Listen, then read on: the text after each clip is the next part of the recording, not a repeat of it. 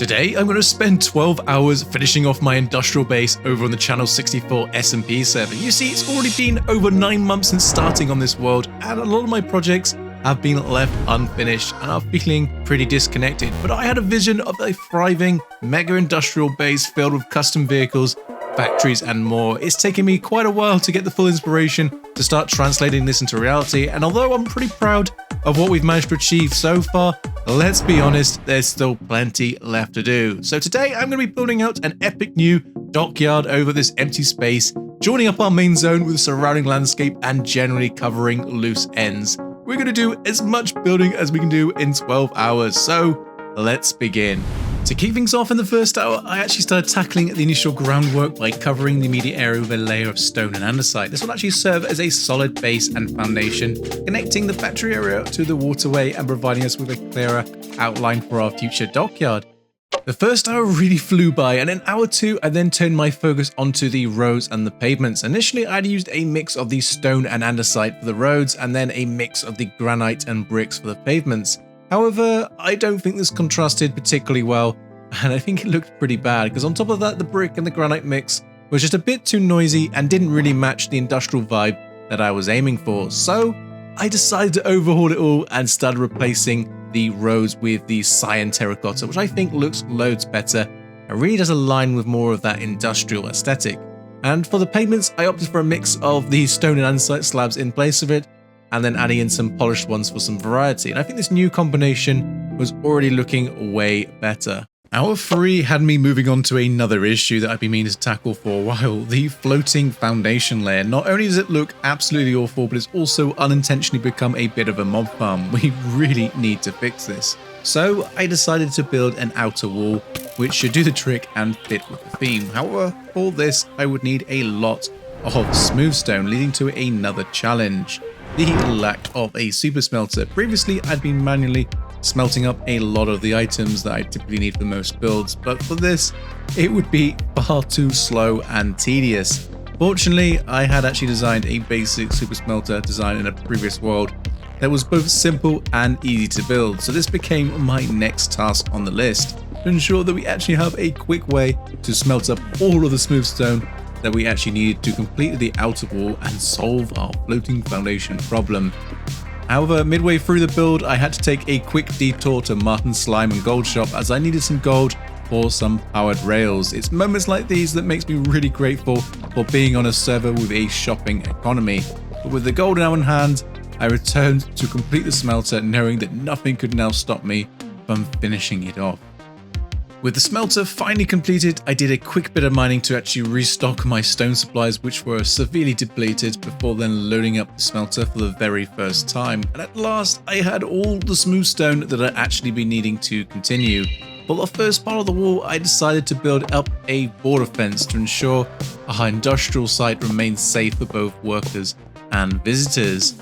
Hour 4 quickly rolled on in, and this is where I started to make a load of progress building out the outer wall around our site, and the timing couldn't have been better as I started to encounter numerous mobs, including some creepers, midway through. Knowing that the area would be fully lit up and secure with this wall in place, it would make me feel much more at ease.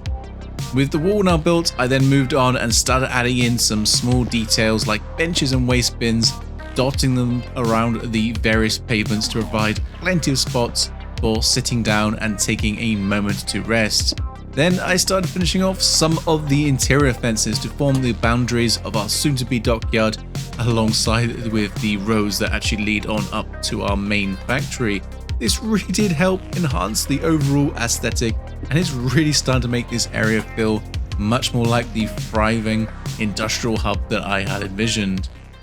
As hour 5 struck, I decided to start tackling the dockyard itself, and in this empty space at the end, I had planned to build up a crane, actually rather similar to the one over at my cargo ship, but this one would actually be rail mounted and substantially taller. So I began by embedding in some exposed cut copper stairs into the ground itself for the rails, which I actually think looks pretty damn cool. Then I studied and kicked off the construction of the crane itself, and I think this will actually be perfect for the loading and unloading of goods from any ships that we might build here in the future. And I definitely want to build more to give our cargo ship some company.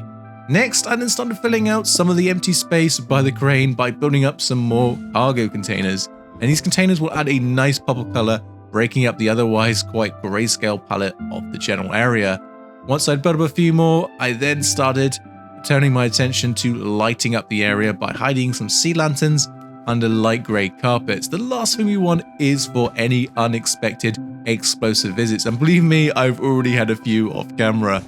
I wrapped up hour 5 by then building up some silos, and from every image I've ever seen of the industrial dockyard, silos are always pretty prevalent and present all along the area, so adding them here only made sense. And then they will also serve a second purpose, I think, by providing us with a means for bulk storage for items like stone, dirt, gravel, etc., which I think definitely will be useful, as my cargo ship storage is already starting to overload with any kind of the bulk items. I really can't believe that we're now already halfway through the 12-hour build challenge. I am definitely pretty chuffed with the progress so far. Time really flies when you're having fun, right? For hour 6, I started by buying up some glass from Archie's shop and then collecting up some acacia wood, getting ready to take things to the next level with a vehicle construction spree. Can you tell that I'm excited? I decided to start with a forklift, as I decided it would be a great first vehicle to begin with, as it's perfect for a dockyard. But designing it actually was surprisingly challenging, especially in terms of scaling it correctly so that it wouldn't seem out of place with some of the other vehicles like vans and trucks that I'd be wanting to build as well. But you know what? I'm super happy with how it turned out. And then next, I started constructing another truck in the same design as some of the ones that I'd actually built previously over by the factory, as I think this design just works perfectly here and will fill some of the space leading into the dockyard. And then the final vehicle to construct was another van, because why not? It adds to the bustling atmosphere, and I think it will look pretty cool once it's actually surrounded by some of the other builds that I plan to construct around it today. And with each new addition, the dockyard is really starting to feel more alive. It's bustling with activity and gradually moving towards that goal of making it a truly immersive industrial hub.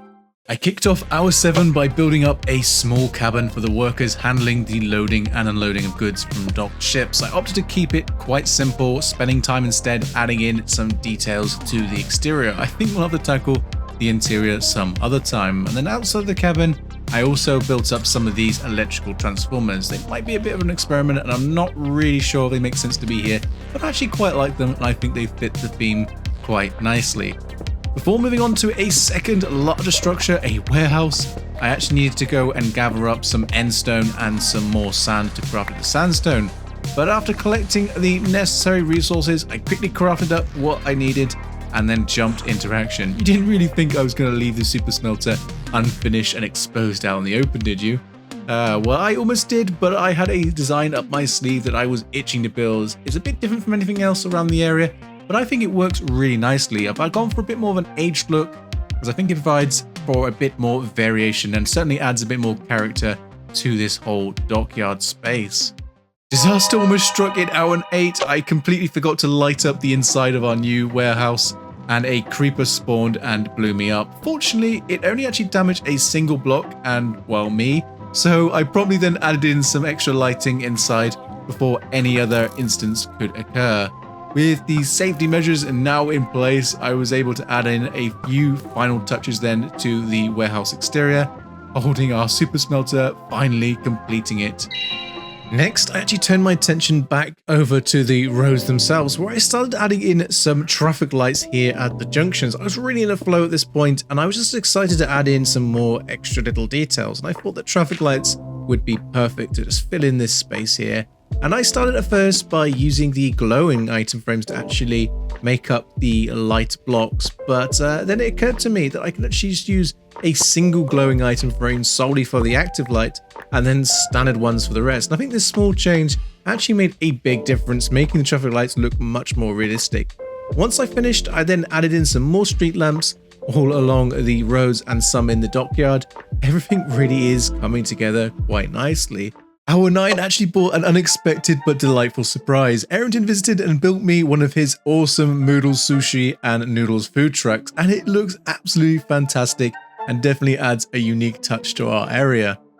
Here, let me come on outside and I can give you the tour. So this is Noodles, noodles. It's got sushi.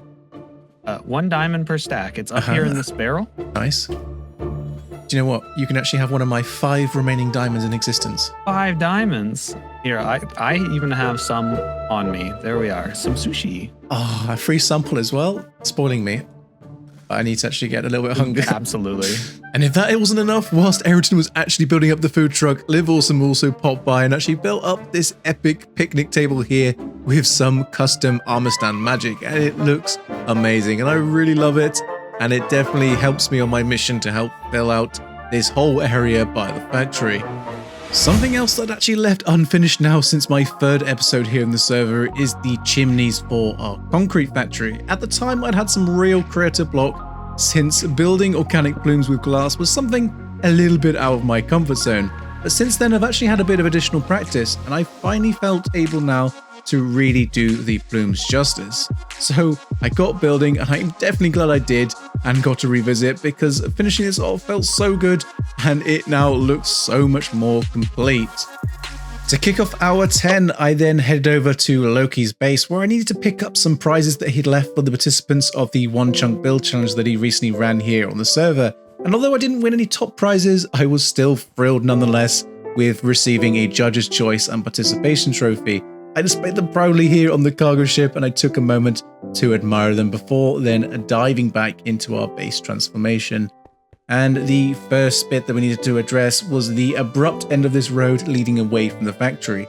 Currently it's just been floating off the ground looking quite unfinished. So I needed to then clear some of the land opposite the factory before I could start beginning to build up a bridge just to carry this little stretch of road over the river and start directing it towards the lighthouse that we built in the last episode. Next, I started clearing away some excess land along the sides of our dockyard area. The jarring and protruding sections of land here needed to be addressed, so I cut back the land by several blocks and actually completely removed a small section by the lower jetty. And while landscaping isn't necessarily my strong suit, it still felt really good to just be tidying up the area and making it feel more cohesive.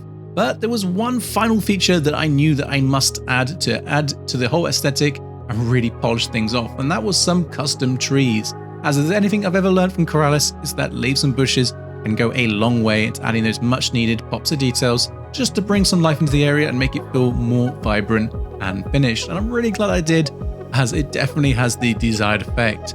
But just like that, we had hit the 12-hour mark, and I really can't quite believe how much we've actually managed to accomplish.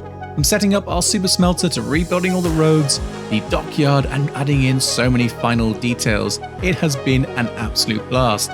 So from where we started all those months ago to where we are today, I really am so excited for what comes next, and I'm already forming some plans, but for now, that's it. So thank you for watching. Bye bye.